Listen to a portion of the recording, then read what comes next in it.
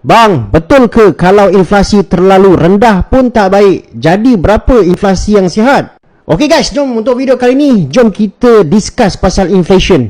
Memang benar, kalau inflasi tu terlalu tinggi pun tak elok, membebankan rakyat, menyebabkan kita punya nilai duit tu jatuh, kuasa beli kita pun jatuh. Tapi kalau inflasi yang terlalu rendah pun tak baik juga. Akan tetapi, korang pernah ingat tak suatu ketika dulu kita ada satu kempen yang dinamakan sebagai kempen inflasi sifar wawasan kita, lebih kurang macam tu. Sebenarnya guys, kempen itu pada saya technically wrong, sebab kita memerlukan inflation untuk kita grow ekonomi kita.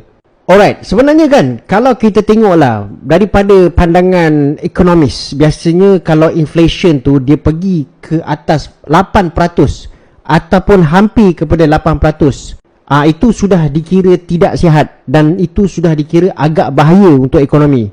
Normally, bila sampai ke level tu, bank pusat dekat sesebuah negara tu akan naikkan kadar faedah dia untuk pastikan inflation tu cool off ataupun turun ke bawah.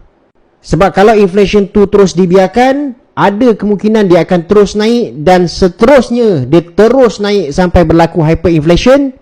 Dan pada masa tu makin susah kita nak turunkan dia. Kalaulah kadar inflasi tu turun di bawah 0%, yang ini keadaan apa pula? Keadaan ni kita panggil deflation, iaitu lawan kepada inflation. Kalau deflation pun tak bagus guys, inflation negatif. Deflation ni menggambarkan bahawa dalam ekonomi tu rakyat dia tak nak berbelanja. Perbelanjaan aggregate lemah dekat negara tu. Okey, jadi soalnya sekarang, dekat manakah paras inflation yang sesuai? Jawabnya adalah 2%. Normally economists akan menganggap 2% tu paras yang stable.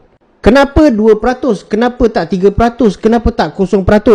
Sebab pada kadar inflasi 2%, dia masih ada buffer lagi guys sebelum inflation turun kepada 0%. Jadi kalaulah kata inflation tu nak turun hampir kepada 0% dan nak masuk ke dalam garisan deflasi, jadi central bank boleh melakukan sesuatu, masih sempat lagi. Semenjak tahun 1996, dan pada masa tu Chairman of Federal Reserve US terletak di bawah Ben Bernanke, diorang telah setkan official inflation target untuk US ialah pada 2%. Dan kalau korang tengok dekat European pun, European Central Bank, dia pun sama, target inflation yang stable ni pada 2%.